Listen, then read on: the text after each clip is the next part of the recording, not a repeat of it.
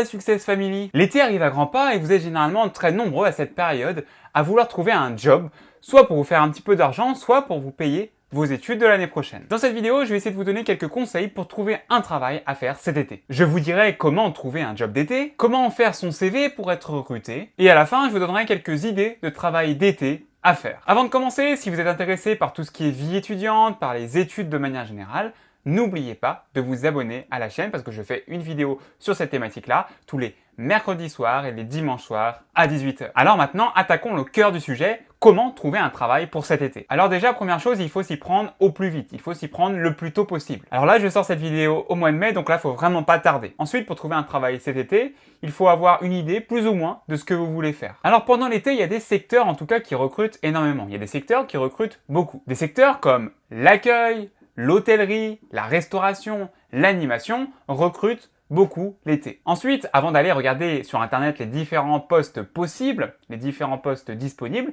et déjà regardez autour de vous. Première chose, demandez à vos proches, demandez à votre famille, demandez à vos amis s'ils ne recherchent pas des gens dans telle ou telle entreprise, dans telle ou telle société. Ensuite, deuxième chose, allez faire le tour des entreprises, des petites boutiques de votre quartier, ça ne coûte rien. Et en plus, ce qui sera cool, c'est que du coup, vous habiterez à côté, donc forcément, ce sera plus sympathique. Dans ce cas-là, qu'est-ce qu'il faut faire? Eh bien, vous allez voir le commerçant avec un grand sourire et vous allez lui donner votre CV. Ensuite, une fois qu'on a fait ce tour du quartier, une fois qu'on a fait le tour de l'entourage, eh bien, il faut regarder les différentes offres disponibles sur Internet. Il y a de nombreux sites fiables comme Pôle emploi, JobAvise, Monster, qui vont vous donner des offres d'emploi disponibles à faire cet été. Bon, alors maintenant qu'on a repéré les quelques offres, maintenant qu'on a repéré le travail idéal à faire cet été, il faut réaliser notre CV, notre curriculum vitae. Alors, première chose, et c'est vraiment ce qui est important, c'est que le CV doit donner envie. Le CV doit être accrocheur. Il faut impérativement avoir un bon CV pour être recruté. Alors, qu'est-ce qu'on met sur notre CV? Bien évidemment, sur notre CV, il faut mettre notre parcours scolaire et universitaire, en fonction de l'âge que l'on a. Mais surtout, il faut que vos expériences professionnelles, des stages, des autres boulots,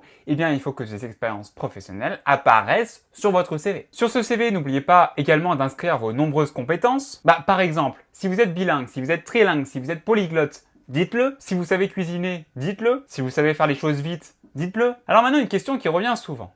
Est-ce qu'il est préférable de donner son CV en main propre ou est-ce qu'il est préférable de l'envoyer par courrier postal? Alors sincèrement, moi je pense qu'il est quand même préférable, il est largement préférable de donner son CV en main propre. Vous allez voir le petit commerçant et vous allez donner avec un grand sourire votre CV. Le fait de donner votre CV, votre curriculum vitae en main propre, ça donne une première idée à l'employeur, ça donne une première impression à l'employeur. Et il peut être immédiatement séduit par votre personnalité dès la première rencontre. Alors surtout quand c'est une petite entreprise, n'hésitez pas, donnez votre CV en main propre. Maintenant, vous avez donné votre joli CV et éventuellement accompagné d'une lettre de motivation, maintenant il faut attendre. Alors il est fréquent, bien évidemment, qu'on ne vous rappelle jamais. Mais il arrive aussi qu'on vous rappelle et qu'on vous propose alors un entretien. Dans ce cas-là, n'ayez pas peur pour l'entretien. Faites-vous confiance. Restez qui vous êtes, soyez naturel. Les recruteurs, les employeurs recrutent avant tout une personnalité. Donc, faites une bonne impression. Soyez souriant, regardez l'employeur dans les yeux, mais surtout soyez agréable, soyez poli. Maintenant, quels sont les postes qui recrutent pas mal pour l'été?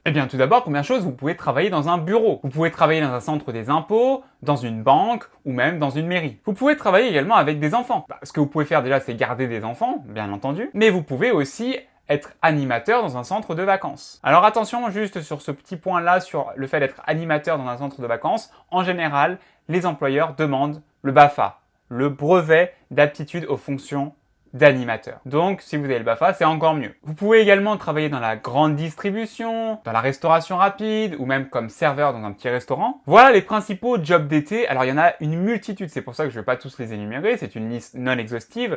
Il y en a une multitude, donc voilà pour les principaux jobs d'été. D'ailleurs, je voulais juste vous poser une question. Quels ont été vos jobs d'été à vous? Et quels sont les jobs d'été que je n'ai pas mentionnés, qui sont vraiment pas mal? Donc justement, faites partager un petit peu votre expérience. Voilà, j'en ai terminé pour cette vidéo. Si la vidéo vous a plu, lâchez un pouce bleu et abonnez-vous à la chaîne. Je vous invite également à venir me rejoindre sur Instagram où je réponds à vos questions. Mon pseudo, tout simplement, c'est Jurixio. Et puis surtout, ne cessez jamais de croire en vous.